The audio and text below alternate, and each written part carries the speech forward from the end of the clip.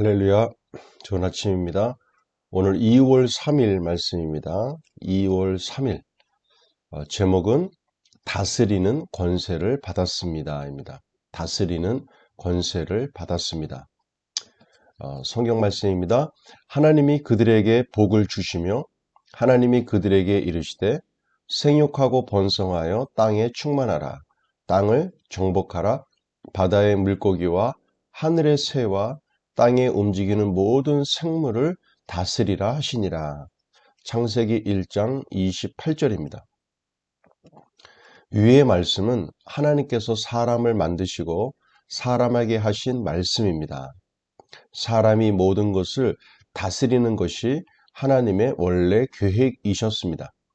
하나님께서는 모든 우주 만물을 만드시고 그것이 매우 좋았다고 말씀하셨습니다.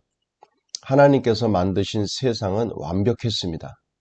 마치 우리가 애완용 토끼를 집에서 기르려고 할 때 먼저 토끼가 살기 좋은 완벽한 집을 만들어 놓고 토끼를 데리고 오듯이 하나님은 사람이 살기 좋은 완벽한 세상을 만드시고 그것을 다스릴 수 있는 능력과 권세를 주셨습니다.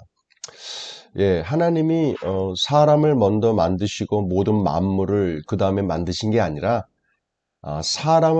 사람이 살 수 있는 모든 만물의 환경들을 만들어 놓으시고 맨 마지막에 사람을 만들어 놓으셨다는 것이죠. 그래서 우리가 이 세상을 이해하고 또 나를 이해하고 하기 위해서 제일 먼저 필요한 것이 하나님의 창조를 믿는 것입니다. 하나님이 이 세상을 만드셨다. 태초에 하나님께서 천지를 만드셨다. 그 믿음을 갖는 것이 굉장히 중요합니다. 창세기 2장에서 첫사람 아담이 이 땅을 다스리는 첫 번째 임무로 동물들의 이름을 짓는 장면이 나옵니다. 지금도 이 지구상에는 수많은 동물들이 있죠. 바다에도 있고 이 땅에도 있고 하늘을 날아다니는 새들도 있습니다. 근데 첫 번째 만든 하나님의 인간 아담과 아담도 그 모든 동물과 식물들의 이름을 만들었다는 것이죠.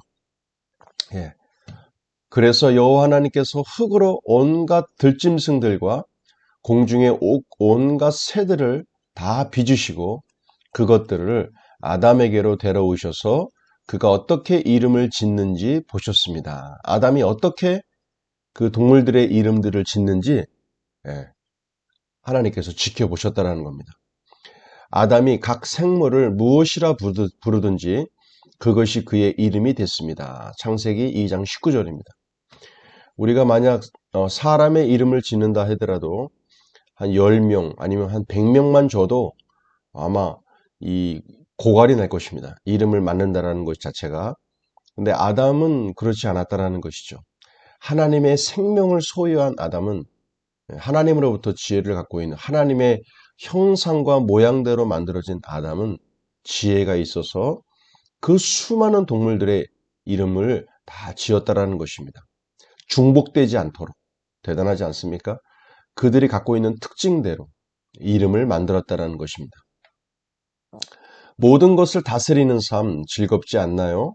이렇게 원래 사람은 하나님과 같은 기능을 하는 존재로 지어졌습니다. 그 하나님과 같은 기능이라는 것은 무엇을 말할까요? 바로 다스리는 삶을 얘기합니다.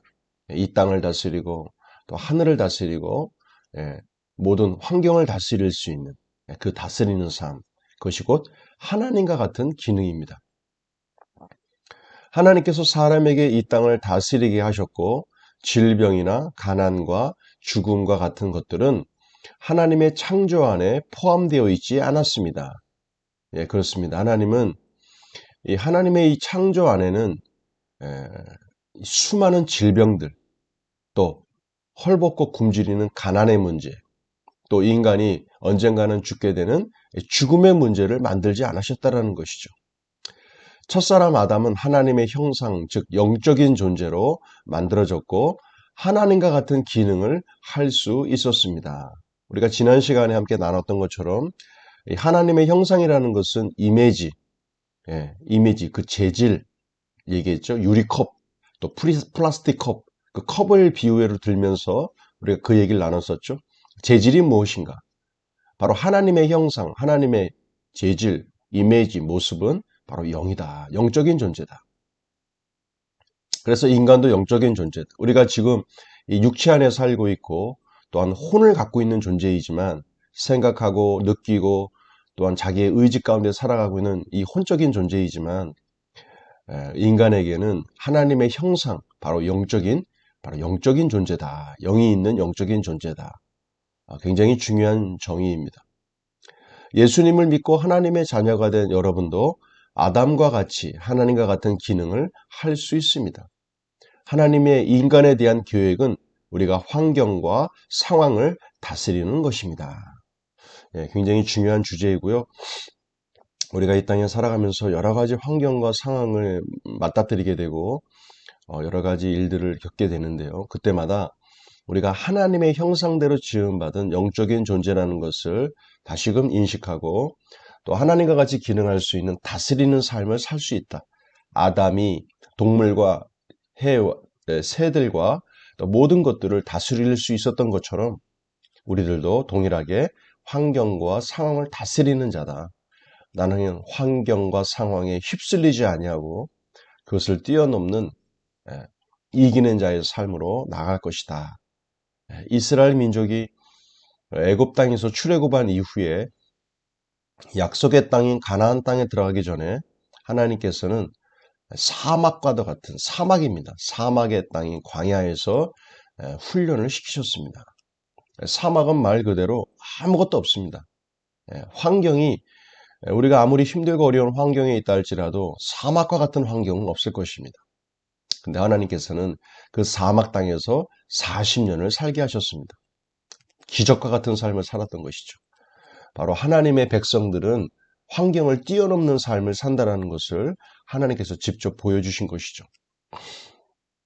우리들 또한 환경과 상황을 다스리는 자로 부르심을 받았다는 것을 항상 인식하시길 바랍니다. 우리 문제풀이 합니다. 1번입니다. 하나님은 인간을 하나님의 형상이 영으로 만드셨고 또 어떻게 기능하도록 만드셨습니까? 환경과 상황을 다스리는 자로 우리를 만드셨다는 것이죠. 2번입니다. 하나님이 무엇을 다스리라고 하셨습니까? 땅에 있는 들짐승과 하늘에 있는 새들과 바다에 있는 동물들, 환경. 예수님의 우리가 이제 그 하나님의 형상대로 하나님의 생명을 소유한 자의 삶은 과연 어떤 삶일까라고 얘기할 때 우리에게는 하나님께서 제시해 주신 모델이 있습니다. 모델. 누구입니까? 바로 하나님의 생명을 소유한 자, 하나님의 자녀로서 이 땅에 오신 예수 그리스도입니다. 예수 그리스도. 하나님의 아들이셨고 하나님의 생명을 소유한 자셨죠. 그분이 어떻게 사셨습니까? 어둠의 영을 다스리고 바람도 다스리고 자연도 다스리고 그렇죠? 하나님 나라의 복음을 증거하셨고 그것이 곧 우리들의 삶입니다. 다스리는 자의 삶 굉장히 중요한 부분입니다. 우리 선포기도입니다. 최석호는 다스리는 권세를 받았습니다. 최석호는 말씀으로 이 땅을 다스리는 왕입니다. 최석호는 마음에 들지 않는 상황을 만나면 믿음으로 말씀을 고백함으로 상황을 바꾸는 사람입니다. 오지환은 다스리는 권세를 받았습니다. 오지환은 말씀으로 이 땅을 다스리는 왕입니다. 오지환은 마음에 들지 않는 상황을 만나면 믿음으로 말씀을 고백하는 상황을 바꾸는 사람입니다. 말씀 선포 3회입니다. 하나님이 그들에게 복을 주시며 하나님이 그들에게 이르시되 생육하고 번성하여 땅에 충만하라. 땅을 정복하라. 바다의 물고기와 하늘의 새와 땅에 움직이는 모든 생물을 다스리라 하시니라. 창세기 1장 28절. 하나님이 그들에게 복을 주시며 하나님이 그들에게 이르시되 생육하고 번성하여 땅에 충만하라. 땅을 정복하라. 바다의 물고기와 하늘의 새와 땅에 움직이는 모든 생물을 다스리라 하시니라. 하나님이 그들에게 복을 주시며 하나님이 그들에게 이르시되 생육하고 번성하여 땅에 충만하라. 땅을 정복하라. 바다의 물고기와 하늘의 새와 땅에 움직이는 모든 생물을 다스리라 하시니라. 창세기 28장입니다. 짝꿍 기도입니다. 2월 달에 우리 짝꿍기도 멤버가 바뀌었죠. 그분들의 이름을 하나씩 불러가시면서 그들을 축복하시길 바랍니다. 너희는 그리스도의 몸이요 지체의 각 부분이라.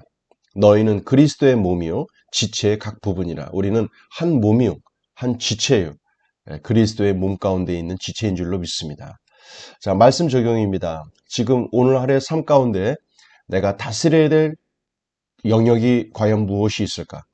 재정적인 부분이든지, 또한 어떤 환경의 눌림 가운데 있든지, 어떤 상황의 압박과 어려움 가운데 있든지, 또는 내가 질병 가운데 있든지, 모든 것을 다스릴 수 있는 권세가 우리가 가운데 있다는 것을 믿음 가운데 증거하시고 믿음 가운데 승리하시는 하루 되시길 기도합니다. 수고하셨습니다.